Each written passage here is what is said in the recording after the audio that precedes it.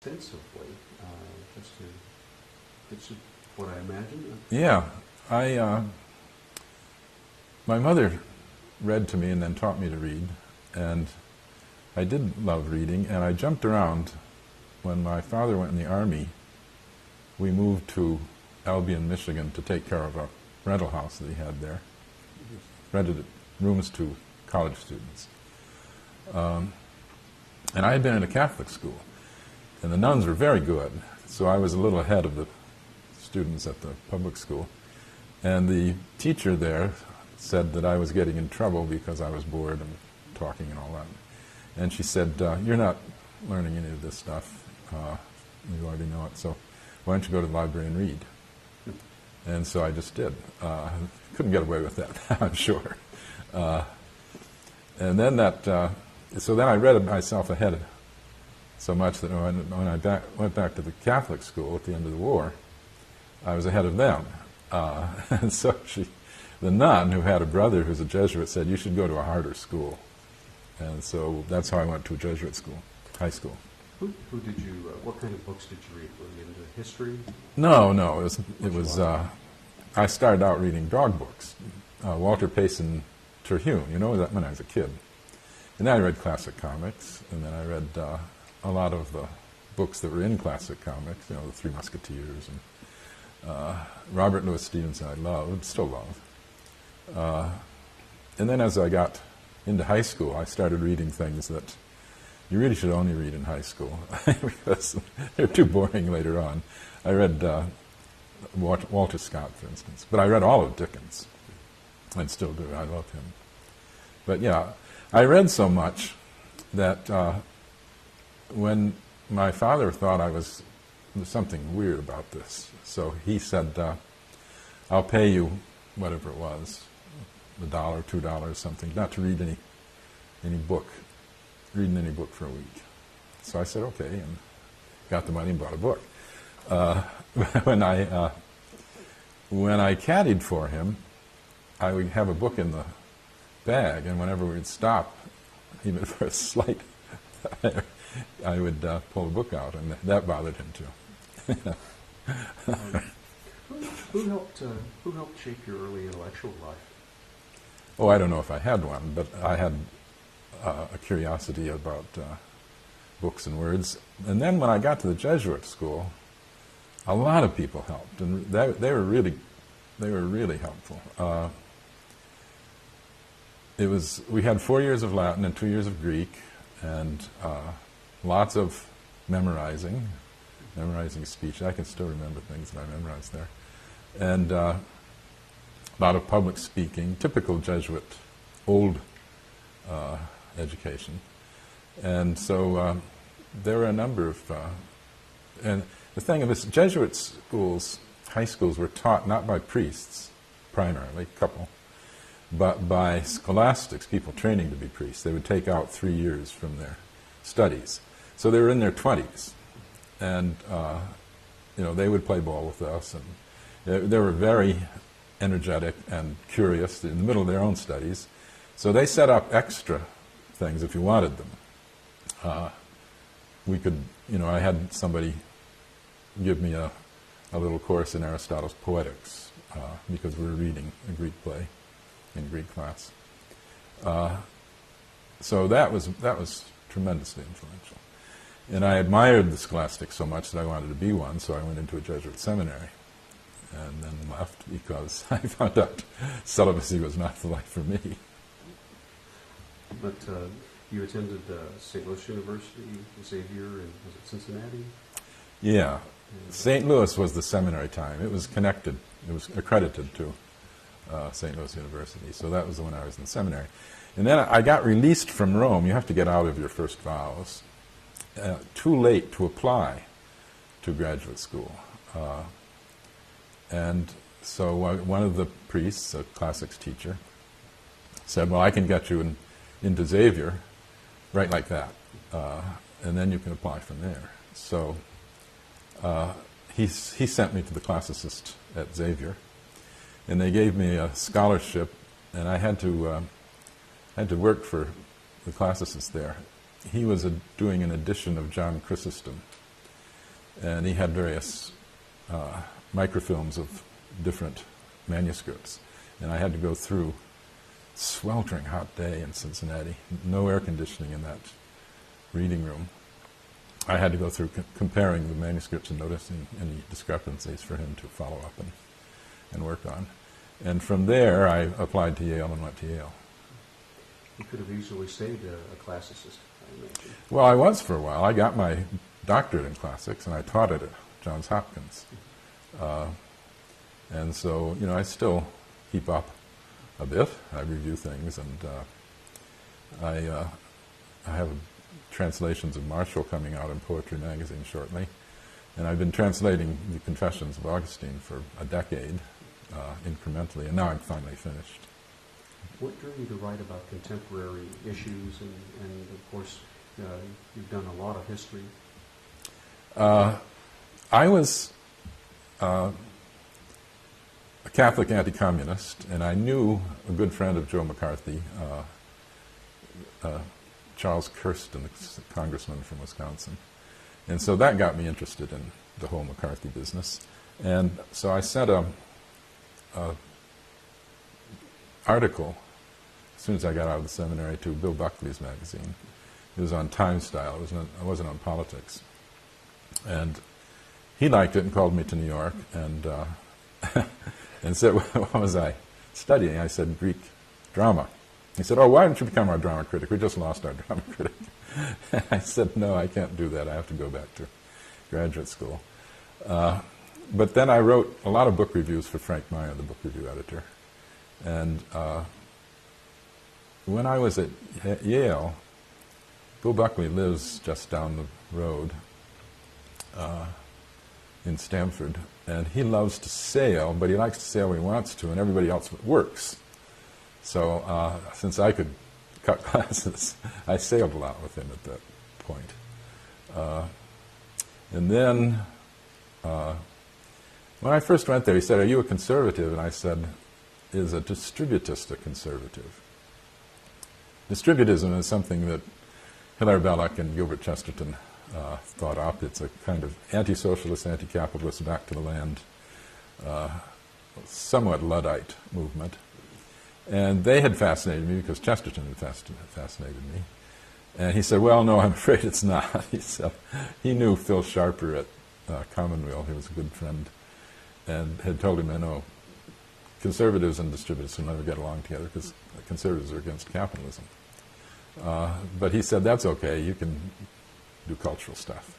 And he hired a lot of people that way when he was starting out. Joan Didion and John Leonard and Arlene Croce and Renat Adler, all these renegades, as they later called us. But then on both the civil rights movement and the Vietnam War, I had a break with him, which lasted until just last year, I guess. We always kept up with his sister. She's such a sweetheart. And she said, you guys should get back together again. So she had us go and have dinner, and so we're friends again. That must have been an incredibly easy time to be writing, though, the civil rights movement, the Vietnam War. Yeah, right. Well, I was writing a column for the National Catholic Reporter, and the head of the classics department, who hadn't hired me and didn't want me, said I would have to stop that. And I said, why? I'm not neglecting my work at all. I'm publishing, I'm teaching. And he said, no, you can't have two things going at once. So I refused. And he said, well, then I won't give you tenure. And I said, okay. And I got a couple of other job offers in the classics, but I also, at that very point, got an offer from Esquire magazine to start writing, how many articles first? 4 a year, I think, at a much better pay than the Academy was giving me. Though I never meant to leave it permanently, I never did. I started teaching part-time in the humanities department at Hopkins, which is a separate department. So I was teaching part-time and doing these articles too, and it was the 60s. It was a very exciting time, and I covered a lot of riots. I covered a lot of 60s events. wrote a book about Jack Ruby, and then kept up the part-time teaching until in 1980 I was offered a full-time chair here, which was a good way to come back, and so I pretty much gave up on journalism then, except writing articles for the New York Review and books. I'm going to jump back a little bit prior to coming here. You wrote about Nixon, and he didn't particularly care for it. No, I got on the Nixon enemies list. And when, I don't know how much of this is joking around, but when Pat Buchanan was going to run for president, he claims, he went to Nixon and said he was going to do it, and he said, he had always kidded Buchanan for letting me on the plane. He said, I wouldn't do that if I were you. You're going to have a press secretary who'd be dumb enough to put Gary Wills on the plane. There's a picture that I just saw in the little folder there of you being led down what appears to be some steps by a police officer. Can you tell me what that's about? Oh, that's the United States Capitol steps. Yeah, that's what it looked like. Yeah. I was looking for another picture. I wish I had it. It's somewhere around. There's a picture of me coming down those very same steps when I was a kid, pretty small child. Let's see, well, it's in the war, so I would have been 8, 9, 10, World War II. And there were sandbags all up the Capitol steps. And I'm skipping down those same steps as this child in little shorts. And then I'm being led down by the police.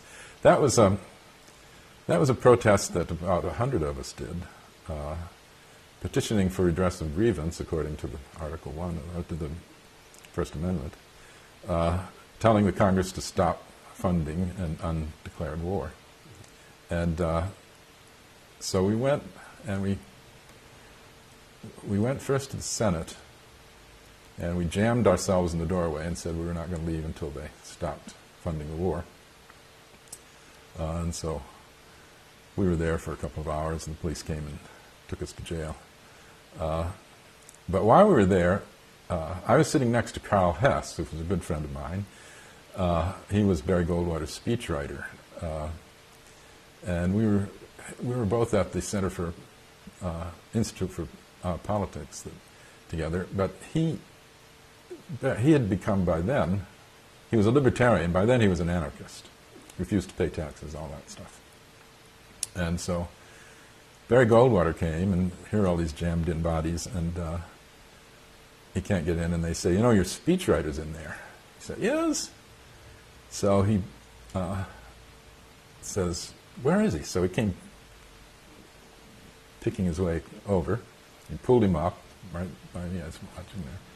And he said, Carl, I haven't seen you in a long time. Why don't you come see me? And he said, by this time, Carl was bearded and booted and camouflage. Looks like an urban guerrilla, but he was a pacifist. And he said, well, I figured your staff would get pissed off if I showed up there. And he said, well, piss on them. You're my friend. So we got into the same cell after we got fingerprinted and spent the night in the cell and talked about a lot of things with the others. There were 4 of us in the cell, and everybody's jammed around, and Dr. Spock's across the aisle, and various people, musicians, are playing. And I said, is Goldwater always that nice? Oh, yeah, he's the greatest person on earth. And he said, during his campaign, he voted against the Civil Rights Act in May of that year. And so there's some crazy, right-wing crazies who decided that if they could stir up some racial trouble in the summer, that would give a boost and show that Barry Goldwater knew what he was talking about.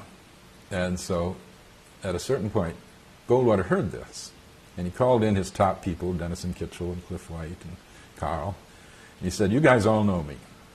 I want you to get the word out to these nuts that if there's any racial trouble this summer, I'm pulling out of the race. And I said, would you have done it? He said, oh, of course. If he said he was going to do something, he did it. So that gave me a very different view of Mary Goldwater. But we're also, I had, the book I'm carrying there is the Gospel of John. And he said, why do you have that? And I said, well, I read in the Gospels every day. I thought we might be here for a while. And he said, why is that? And I said, well, I'm a Christian. That's our book. I said, aside from that, of course, it's the most influential book, that in the Jewish part of the Bible, in all of history. And besides, if you learn Greek, it's the best intellectual investment you can make, because if you're interested in almost anything, science or drama or history or oratory,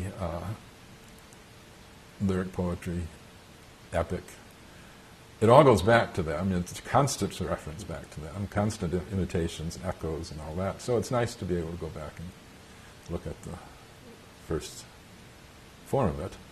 And so a couple of weeks later, we went and did the same thing at the House that we had done at the Senate, jammed ourselves in the doorway. And he came over to me and sat down and said, I want to get in the same cell with you tonight. I said, why? And he said, I'm studying Greek and I want to go over verb forms.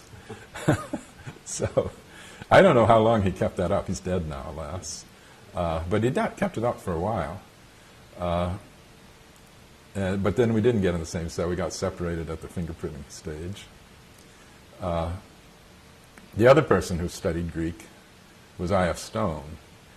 I met him a long time ago, and he said, I'm going to study Greek as soon as I retire.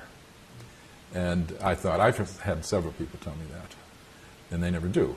But he did. When he retired, he went and studied with Bernard Knox in Washington and some other people, and learned Greek. And he was a night person then, so was I. So he would call me at 2 or 3 in the morning and say, I can't figure this passage out for anything, and we'd go through it. And that went on for a while until I reviewed Weinstein's book on Hiss, saying that Hiss was a traitor. And the next time I saw him in Washington, he turned and walked away. So I asked Dick Barnett, or somebody was standing there, what was that? And he said, he said he'll never talk to you again after what you said about Hiss. So that went on, and then finally, 3 o'clock in the morning, I get this phone call. He says, I can't stand it. Where can I get something on Sappho's dialect? So he called me one more time, but that was all. That's something else. Yeah. You've written a lot about the Founding Fathers, and I have to touch on that. James Madison, Jefferson. Washington? Yes, of course.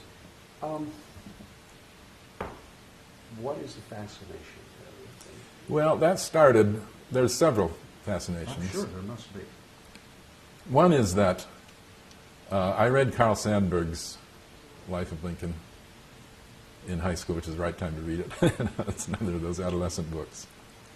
But he quoted things from Lincoln. And one thing stuck in my head.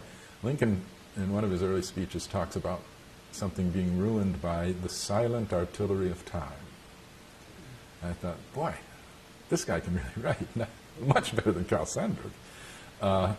So I got interested in reading Lincoln in high school.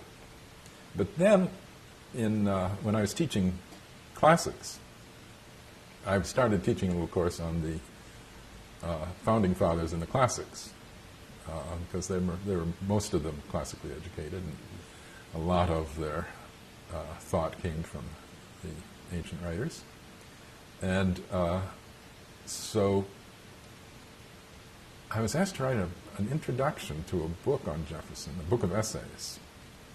And I did, and it grew into an essay itself, which was included in the book, and somebody else, I think Coninger did the introduction. And then, who was it? Somebody suggested I do a book on Jefferson, which became Inventing America. Let's see, that was at Doubleday. Anyway, once I did that kind of got me more and more into 18th century culture the time of the founding. And then I came back to Lincoln. I taught American history, mainly the founding period and the modern period, not so much the 19th century, but Lincoln was always my interest. So then I wrote Lincoln at Gettysburg. But Washington was a great hero of mine also. I wrote briefly for the Richmond News Leader, and the famous old editor there was the George Washington scholar. And so I'd been very interested in him, and he's still the biggest figure in American history, I think. There are some saintly figures that are also very big. Anthony Benezet is probably the American saint, I think. He's the Quaker anti-slavery activist in the 18th century, very early. I don't know much, I'll confess I don't know much about him. What, that would be a contrarian viewpoint, though, at the time. Yeah, he was so important. And John Woolman, another Quaker, a friend of his. In the 18th century, slavery was accepted everywhere. It was legal in all of and it was very common in the North. People we don't even think of as owning slaves did. Benjamin Franklin, Jonathan Edwards, Benjamin Rush, they all owned slaves. Not a lot, because they didn't have plantations, but they owned them. And the reason is that slavery is condoned in the Bible, both the Jewish and the Christian Bibles. So nothing against slavery, nothing at all. And assume that it's just a natural part of life. And, the Jewish Bible has very pseudo-Pauline letter says, slaves obey your master. Real letter says, don't try to change your status. But in the Jewish one, you can sell your daughter into slavery. You can do all kinds of things as slaves. So it was a very powerful argument. Whenever anybody criticized slavery, they said, well, you're attacking the Bible. It's good enough for God. It should be good enough for us. So it took truly religious people, like these very devout Quakers, to say, no, you don't have to take everything in the Bible as part of the revelation and an injunction that has to be followed. Some things are culturally conditioned, which again was a very advanced way of talking in the 18th century. 19th century, 19th century is what you think of normally as the higher criticism coming out of Germany. But these guys were very early, and they had a tremendous impact. They wrote like crazy. Anthony Benezet ran a school for blacks,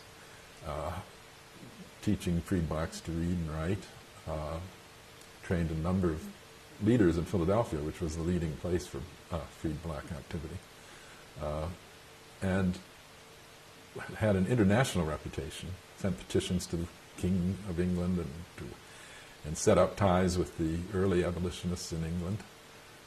Tremendously influential guy, and very, very mild and self-effacing in person, but very determined that slavery was a sin. So he's one of my real heroes. It wasn't too long ago I had an opportunity to go through Jefferson's Monticello and see where they're just now starting to do some of the work in the slave quarters and everything. I'm struck by his saying, the saying attributed to him that it's like having a wolf by the ears. Yeah. How do you think he really felt about the issue? Well, first of all, he was opposed to slavery, as Washington and Madison were, and they figured that their hands were tied. There was nothing they could do about it.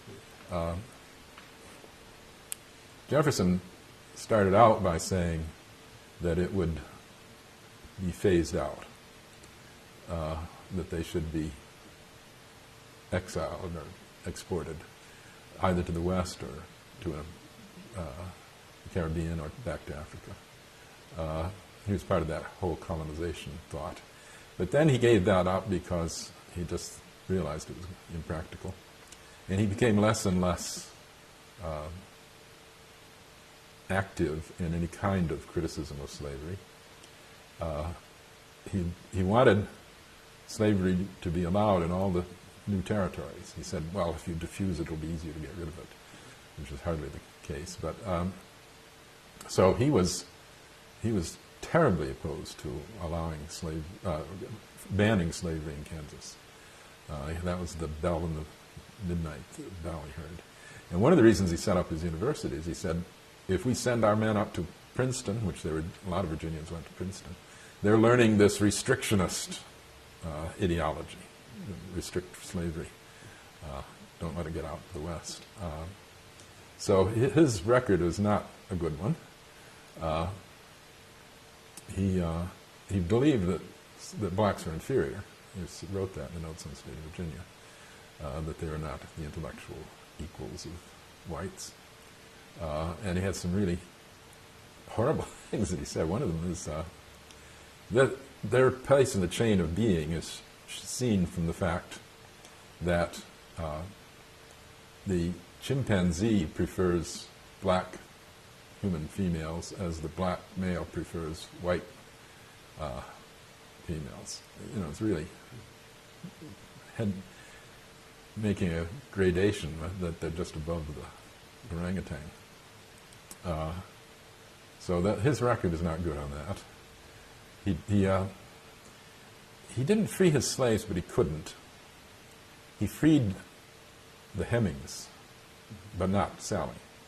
The children by the woman that he had obviously had an affair with. They were not all his children, I don't think, but he freed them all. Partly, he freed one because he struck a bargain with him when they went to Philadelphia when he was vice president. He said to this black who he had taken him to Paris and taught him to be a chef.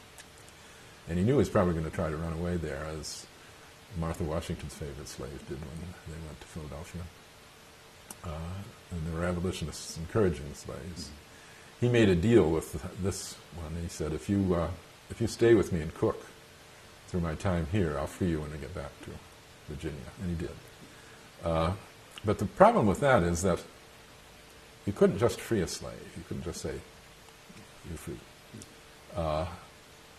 The state didn't want freed slaves roaming about. They were troublemakers, they thought. They would try to get guns. They would come back to the plantation and cause unrest. They would be a burden on the community if they were not working productively on a plantation. And besides, if you could just free anybody, the irresponsible people would free the sick, the maimed, the old. And so, in order to free a slave, you had to go to the courthouse or the county authority and prove that you either had a job for the slave or a way to get them out of the state, or that you were going to pension them, and you were going to pay for their upkeep. Now, Jefferson was broke. He drove himself into terrible debt. So he couldn't free a slave, except one or two at a time. And he'd have to borrow to do that. And the slaves weren't even his by the time he died. They were his creditors. So he couldn't free them. Well, that was the thing that faced them all. It was a tremendous economic challenge. The manumission of the slaves at the end of the Civil War was the greatest uncompensated manumission that had ever occurred, because they were worth billions of dollars, and it was kind of all the capital that a lot of these people had. So it was very complicated to free slaves. Washington is the only political leader who did it, and he did it in a roundabout, almost secret way. He couldn't free Martha's slaves. They were indentured to her sons by Custis. But his own slaves had intermarried with those slaves. So it was a very difficult thing. And he had to build up a fund to pay for them once he freed them. So what he did was secretly build up this fund and put in his will that at Martha's death, all of his own slaves would be freed. So they could try to make arrangements for separating families and that kind of thing. And then they would be paid for life out of this fund. At the bicentennial exhibit in the Smithsonian, I saw the ledger which showed payments coming to these slaves as late as 1830s. So that was, you had to be rich to free slaves. And Washington was. He was a very good manager of his plantation. But at the end of his life, he would not sell slaves because it was breaking up families. It was a very difficult problem, and he put all kinds of restrictions in the will to make sure that it wouldn't be broken, because he knew people were going to try to do it. And he thought Martha would try to do it. Martha was apparently against the idea. But then she freed them sooner than her death, most of them, because she was afraid of them. They knew they were going to be free when she died, and she thought they were going to probably bring that about. So, on the one hand, you have the myth that, oh, our slaves love us, or they're happy darkies, etc. On the other hand, they were always afraid of them. They were always, they had trouble locking up their liquor, locking up their guns. They lived on fear. They did let them off work on a Sunday, but they drilled the militia on a Sunday to make sure that they were intimidated. There was a point to it. Oh, yeah. Let's talk about Lincoln at Gettysburg. Probably no other speech has unified us as a country or set the stage for pulling us back together. Written extensively about that. Yeah, let me blow my nose. Certainly.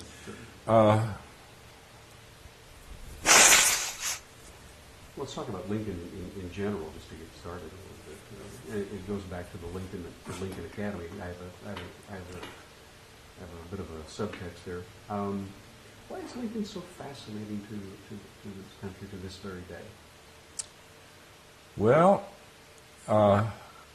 he's a great writer. He was a great speaker. People forget that. And he knew he was, and that's why he sought out occasions to speak. You know, presidents didn't have much opportunity to speak in his day. And so he leaped at the idea of going to Gettysburg and doing this. In fact, the arrangements that were first made said, well, it's not far from Washington to Gettysburg, so we'll leave early in the morning and we'll get there in time. He said, oh, no, we're not going to take any chances. I'm going the day before. Any delay on the rail and he wouldn't have made it. So, and then when it was done, he made extra copies and sent them to people to raise funds. So the speech was, you know, there's a myth that the speech was not very successful at the outset. His bodyguard said when he came down, that speech won't scour. But he said that in the 1830s.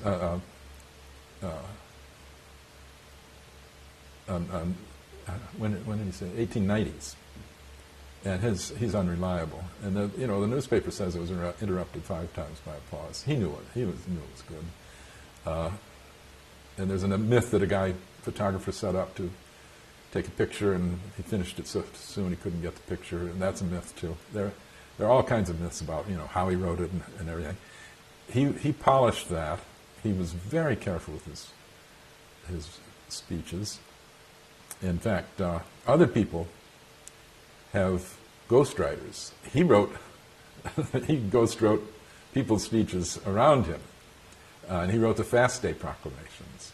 He wrote everything that he could write because he knew that getting the meaning of the war right was just as important as winning it.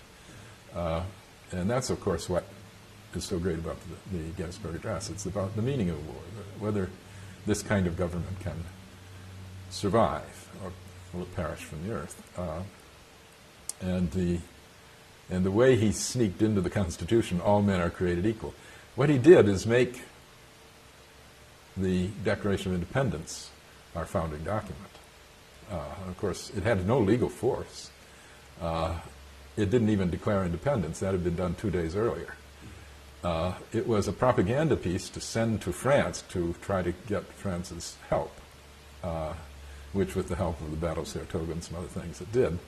But Lincoln always admired the Declaration. We all do. We read it on the 4th of July, etc. But he had a very deep sense of its meaning, and thought that the Constitution should be read in the light of that, that was our, he had took transcendentalist language, that was our ideal toward which the Constitution was striving, approximating, but it didn't go all the way. And we still have to carry on the work that the Constitution started out. But this stays steady, this ideal up at the top. So in a way, people left there with a different Constitution. That's how powerful that speech was. One of the myths that you heard about, as a kid growing up was that he just dashed it off on a piece of cardboard and on the way there. Yeah. That wasn't the kind of writer Lincoln was. Never. Tell me about that. Well, he was working on it. He read parts of it in Washington to various people. He was working on it there. He probably polished it the night before, as he did. He had people read it there, too. He liked to read his things out loud to people, trying the rhythms off for his own sake and for the reaction that he got. And he was very busy on the train. He was doing a lot of political fence mending. There were a lot of people on that train, and he had a lot of business to do in Pennsylvania with troubles that he had there. So that whole idea that he dashed it off, it's part of the kind of native genius idea that here is Edward Everett studying these long periods and writing this complicated, several hours long speech. And Lincoln just gets up and says beautiful things off the top of his head. But that's not the way it was at all. He studied delivery. He loved the theater. He invited actors to come to the White House and discuss their performances. He debated with his secretary on how to read various lines in Shakespeare. Read Shakespeare aloud to people endlessly. He was reading, when his portrait was being painted, he read to the painter. On the yacht, he would read to people. He would come in at night and read to Nicolay and Hay when they were trying to go to sleep. He loved words, and he used them beautifully from a very early age. And he didn't like to speak extempore. When he was president, he refused. When people would, the night in Gettysburg, they came around to the various houses, and people would come out and talk on the balcony to them. And Lincoln came out and said, I appreciate what you're doing, and I'd love to say something to you, but I haven't prepared it, so I can't. And that's the way he always responded at that kind of occasion. He never wanted to make a misstatement at all as president. And his legal arguments were often very, very terrific in terms of, he always said there's a nub in any case, and if you win that one point, you've got it. And it disturbed some of his clients. They said, well, why don't you argue this? Why don't you argue that? If we get this will do it. He had a very logical mind. But of course he was very winning, very funny, very humane. Doris Goodwin's book now shows how people were stabbing him in the back in his own cabinet, and he knew it, and never blew up or anything. If he needed the person doing the job, he would just take it. It's amazingly unspiteful for a politician especially. And he gave advice to young people saying, it's very self-destructive to harbor a grudge. You don't get any work done. You keep paying attention to this obstacle. So he was an extraordinary human being. And he knew he was. He was intellectually so superior to almost everybody around him. And nobody knew that, or a lot of people didn't know that because of his rustic upbringing. He was not school-educated at all. He was self-educated.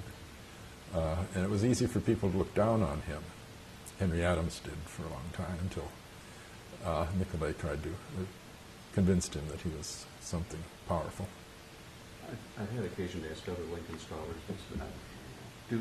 Do you have a sense of what the country would have been like had Lincoln lived past when he did? Into the Reconstruction. What would the Reconstruction have been like under Lincoln? It's hard to know, of course, because the problems are so great that one man, I don't think, could have solved them. He could have probably have done a better job than Andrew Johnson did, anyway. But the hatred in the South for what had been done to them was so great that some kind of repressive measures had to be imposed. I'm sure. It was all this property had been taken away from them. Their whole economy had been ruined. Their towns are ruined. Their plantations are ruined. And they blamed the blacks, and they blamed the North, and would do so for generations and generations. And there's still some people down there flying these stupid Confederate flags. So the idea that a humane, kind, forgiving policy would have worked is, I think, probably wrong. It was not something. This was so tremendous a wrench to everything, to all the values of the South. Pride, independence, sense of their own worth, that we were obviously going to have to go through more and more travail, and did, right down to the Civil Rights Movement. Going back to that piece on Karl Rove, I'd like to hit on that a little bit. Going back to, let's see, how, since a lot of our early founding fathers came out of the age of Enlightenment, and that framed a lot of the thinking that went into the Constitution and the Declaration of Independence and so on. How do you think they would view today's politics, the way that we use the wedge issues all of the time to try to energize our base? It's very hard to compare eras. Gordon Wood has a very good book out now on the revolutionary characters, that their world is not our world. It was an aristocratic world, not monarchic, hereditary nobility aristocratic, but a very clear class structure in which the top people were very well educated and the rest of the people were not.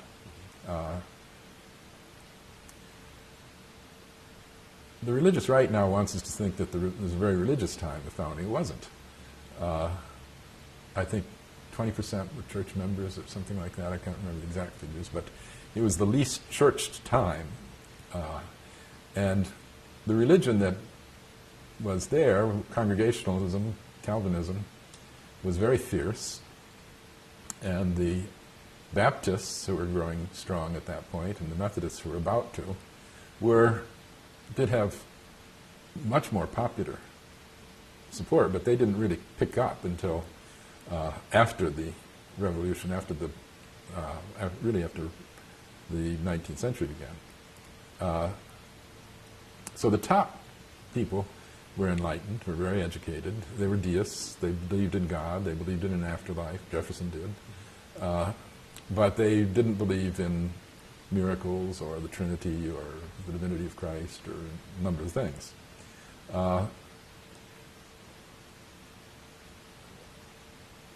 Arthur Schlesinger once asked John Kennedy, or vice versa. John Kennedy asked Arthur Schlesinger, how did so many geniuses show up at the Constitutional Convention? And I've always answered that these guys had a monopoly on all the knowledge of their time. And it was a body of knowledge that one person could really aspire to master. That, a Jefferson or a Franklin or Benjamin Rush or Adams could know a little bit about almost everything, and quite a lot about some things: science, agriculture, religion, philosophy. So if we wanted to get the equivalent today of what was there, we would have to have heads of universities and scientists and religious leaders and labor leaders and all these other things. When you consider when they rode into Williamsburg for state days in Virginia, colonial Virginia, these were people who ruled realms and hundreds of souls under their governance. 200, some had 1,000. Washington had 300. Jefferson had 200. And everything on that plantation was under their supervision. They had to be the health and education and welfare and economic planner and architecture commissioner, had to do all of these things. And it was very hard, and not too many people succeeded at it very well. They were all in debt. Washington was one of the stellar exceptions. But nonetheless, they knew how to run things. They had an empire, and they had almost complete dominion over those things. So we don't have the equivalent of that, and we never want it. We don't want to go back to that time. Slavery was a very important part of that. They couldn't have done that unless they had had slaves. But at the same time, you don't generally find that kind of a well-rounded individual running for Congress, running for general assembly. Yeah, that's true. It's a specialized world. And now, see, they didn't have to woo the people the way we do now. It's true that at election time, they would give cider and that kind of stuff to them. But you could run a campaign without giving a speech. Jefferson did it. Madison didn't speak much. He wasn't good at it. That's interesting that Lincoln would have been great on television today, but Washington wouldn't have, Jefferson wouldn't have, Madison wouldn't have. They're terrible speakers. In fact, Jefferson's a great writer, but he had a very diffident, soft, mumbling delivery. And after giving the first State of the Union address, he was so, which nobody could hear, he was so unhappy with the performance that he refused to give any others. He's just sent them over,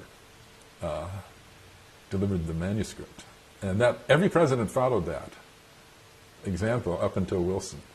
But Wilson knew he was a good speaker. So Lincoln's State of the Union addresses were not delivered as addresses.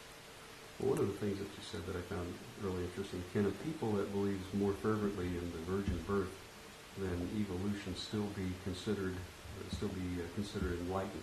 Yeah. Well, that's, the figures on that are something like 70% believe in virgin birth and 30% believe in evolution. Religion separated in the early 19th century.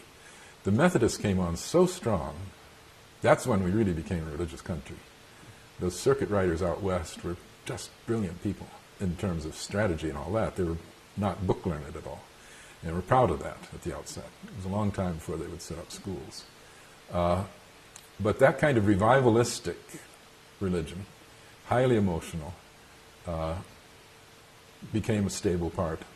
And the enlightened tradition continued into people like the social gospel people, the transcendentalists, and others, and has come down to our time through people like the Niebuhrs and others. So essentially we've had two poles of religiosity in America, and they're partly cultural and partly educational. The better educated tend to be more enlightened, take science more seriously, etc. And the revivalistic, who are the majority, they're a plurality now. 30 to 35% say they're born-again Christians now, which means that they're in the Republican Party. That's for the nation. So they're a bigger chunk of the Republican Party. The Republican Party can't not pay attention to them. And Karl Rove pays lots of attention to them. So on all these fights, like over evolution, they're resisting rationalism and Enlightenment religion. But they can't get along without it. They need science too. And they accept, these are not absolute contrasts. They accept some of the parts of Enlightened religion. They accept some degree of separation of church and state. Even if they want prayer in schools, they don't want to go back to New England in the 17th century. And the same thing is true of the other pole, that they have some kind of infection, contamination of emotional religiosity too, and they should.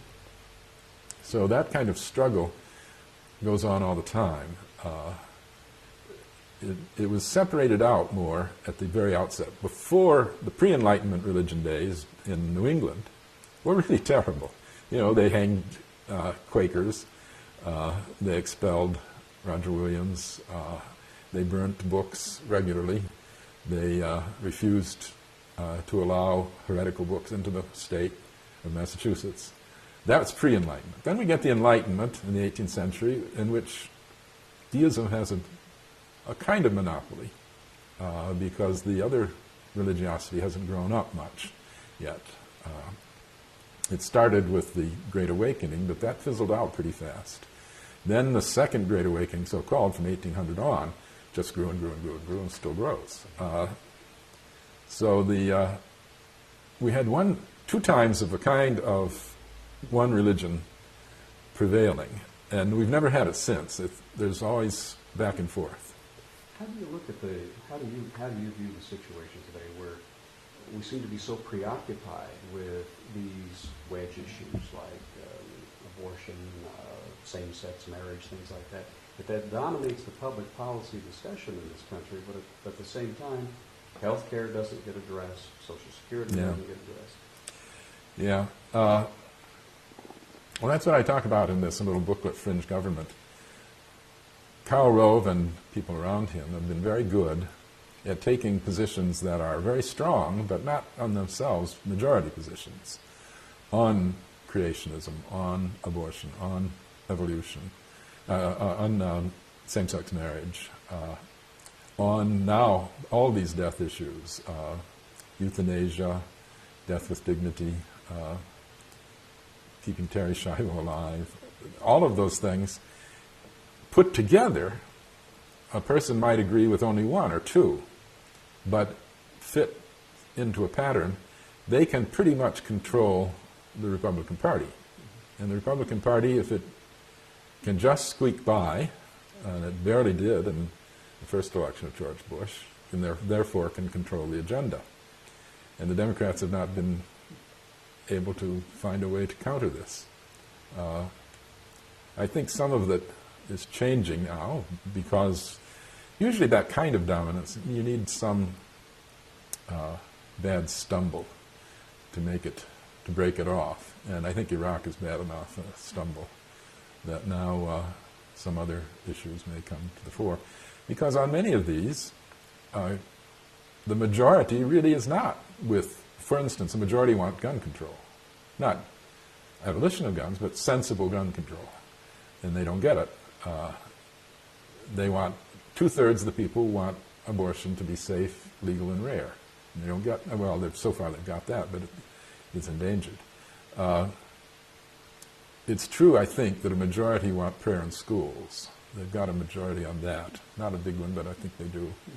But on most of these, they haven't got a real majority, but they can put it together in such a way that they can at least control one party, and if that party can get by vilifying the other party or whatever, then they'll control the agenda. We talked, thank you for being very generous with your time. You write a lot about religion, and your friend Martin Marty, in a review of the book What Jesus Meant, had said that you're Roman Catholic, but you're more Catholic than Roman. Does that sound about right? Is that accurate? Well, John Milton used to have a line Roman Catholic is contradiction. Catholic means universal, and Rome is specific. So I think he means that I'm kind of ecumenical, and of course, I think Jesus was. When the Gospel of Luke, when he sends the people out to their first ministry, they come back, and the Apostle John says, we saw a man out there who was casting out devils in your name, and we stopped him. He said, why did you do that? He was doing it in my name. That's the way I think of the religion of Jesus, that everyone who believes in Jesus is part of the same congregation, family. But there are a lot of people who would like to tell us, that Jesus would have subscribed to a certain political point of view, that we should always consider, what would Jesus do, these kinds of things. He avoided politics on all occasions. Remember, he came into a very politically charged situation. The Roman domination, they'd conquered and were ruling the Jews, and they were an idolatrous people. So when they came to Jesus and said, here's this coin, should we pay taxes in this coin? And it had on there the divine emperor. This is an idolatrous, blasphemous thing. And he said, whose name is that? And they said, Caesar's. He said, give Caesar what Caesar should have, and give to God what God should have. They were trying to trap him, and he evaded them. When Pilate asks him, are you a king? And he says, not a king of this order.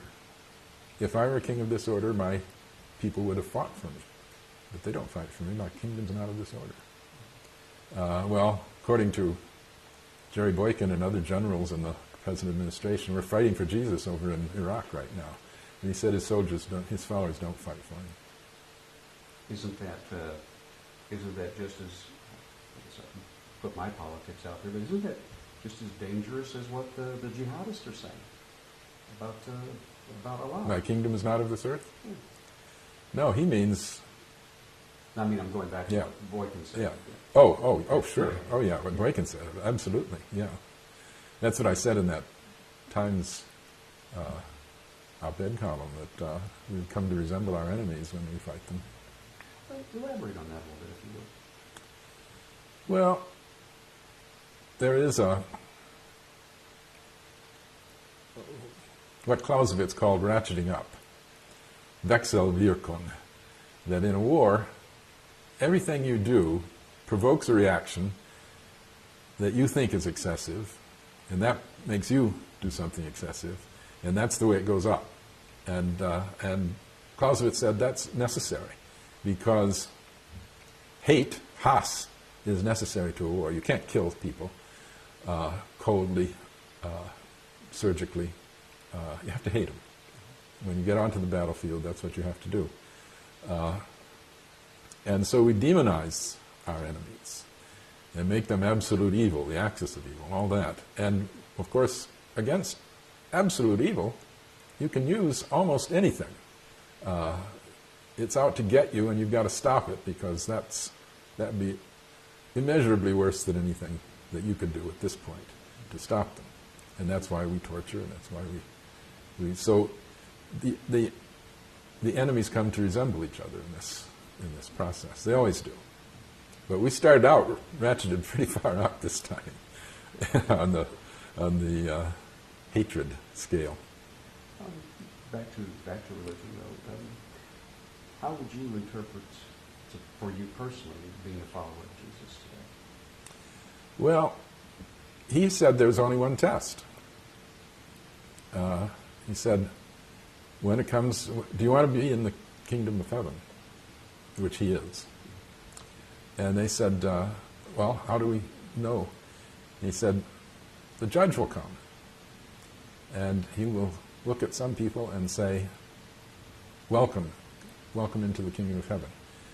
And they say, why are we chosen? He said, because when I was hungry, you fed me. When I was thirsty, you gave me to drink. When I was naked, you clothed me. When I was in prison, you visited me.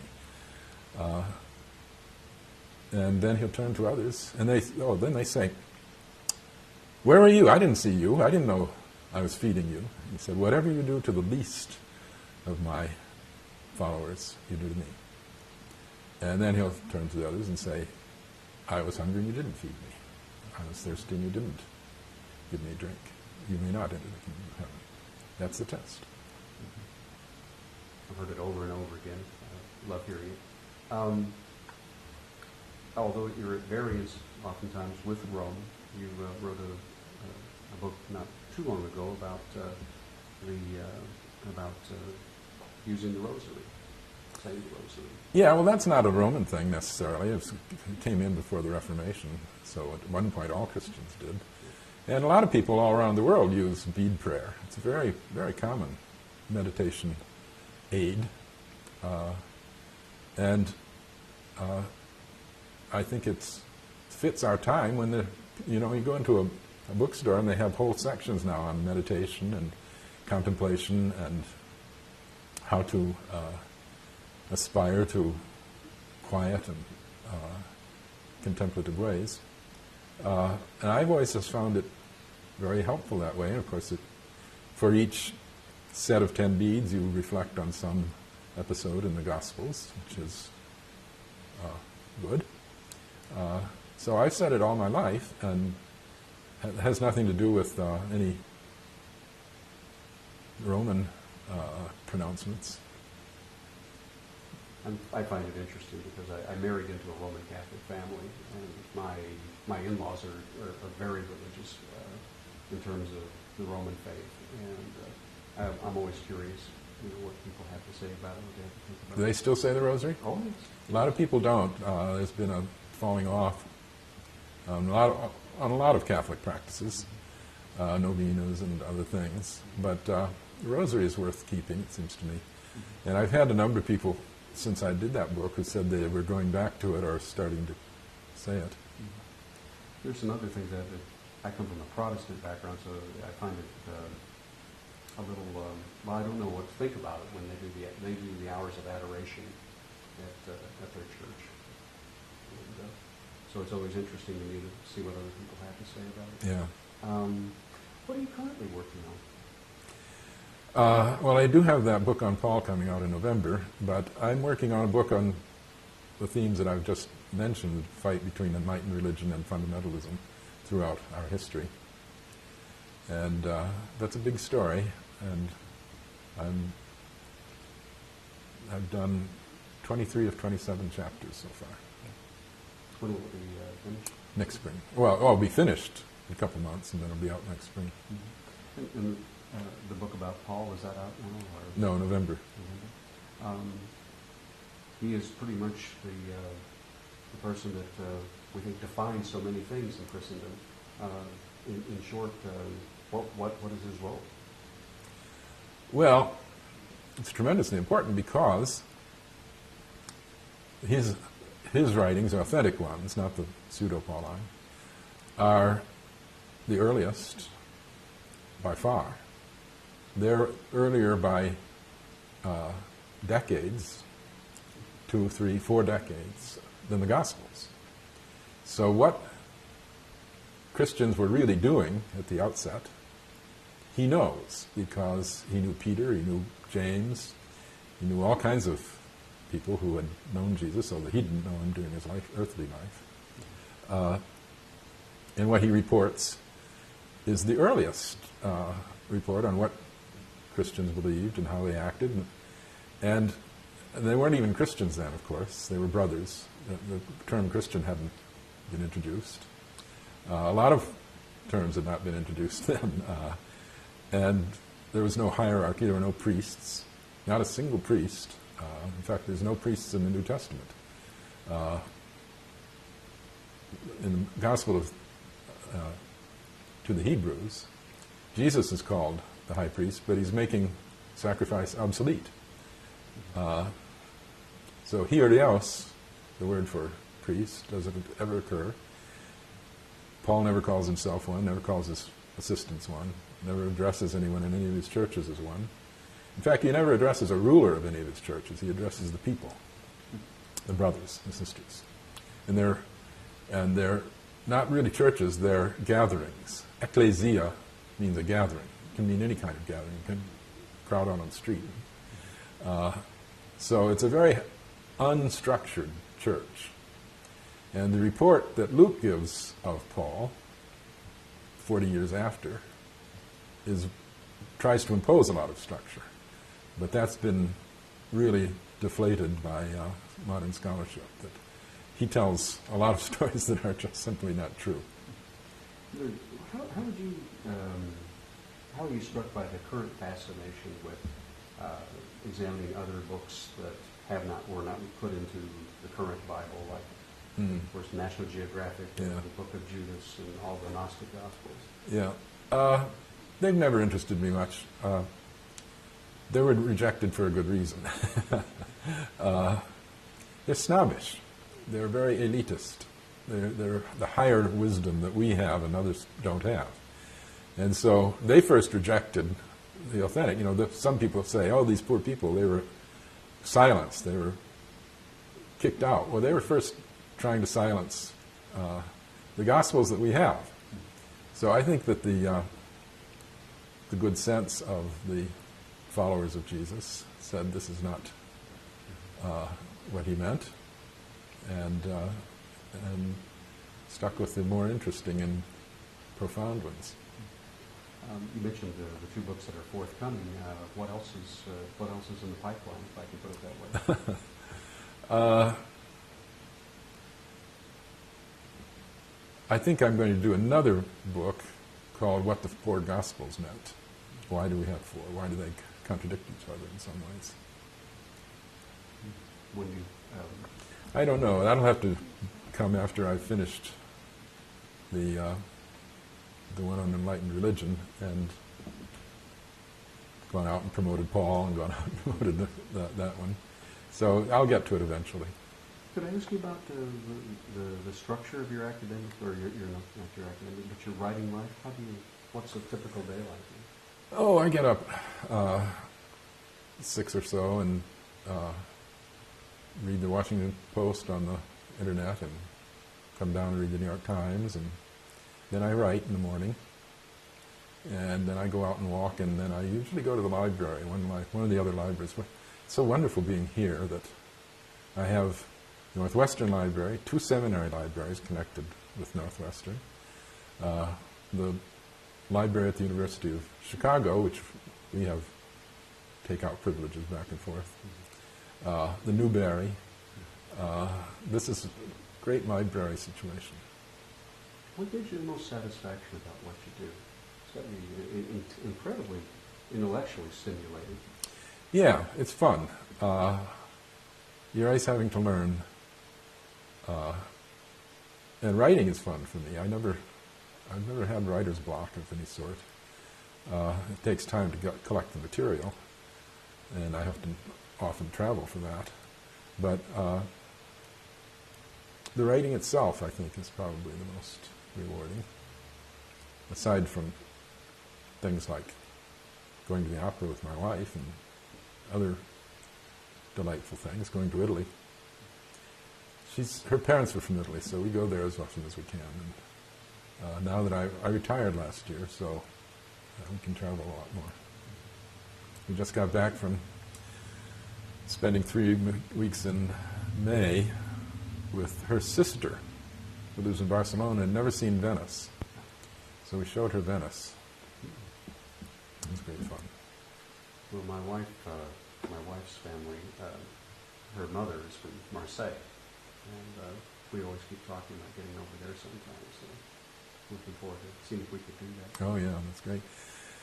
It's funny, my mother-in-law, who was born in Italy but has no memories of it, she came over so young, we always kept trying to take her back. And she wouldn't go. She wouldn't tell us why. And this went on for years. Mm-hmm. And finally we asked her sister, what's this all about? And she said, she's not a citizen and she's afraid to apply for a passport. Because in World War II, the FBI went through that whole Italian neighborhood in Connecticut, Wallingford, knocking on the door and demanding to see to search the house to see if they had radio Sure. Yeah. sending Mussolini, equipment. Yeah. No, no warrant or anything. So our Patriot Act has got some ancestors. And so she was afraid of the authorities. It's really, people forget that that kind of thing instills fear. That's happening now. Doesn't surprise me. Yeah. And in parts of southern Illinois, for example, you don't talk about the Heron Massacre with an older person because they're afraid there still might be retribution. Yeah. It's very much alive there. Would it be possible, do you work here at the house? Yeah, I work upstairs. Would it be possible to shoot a little tape of you at the desk? No, it's too messy. No.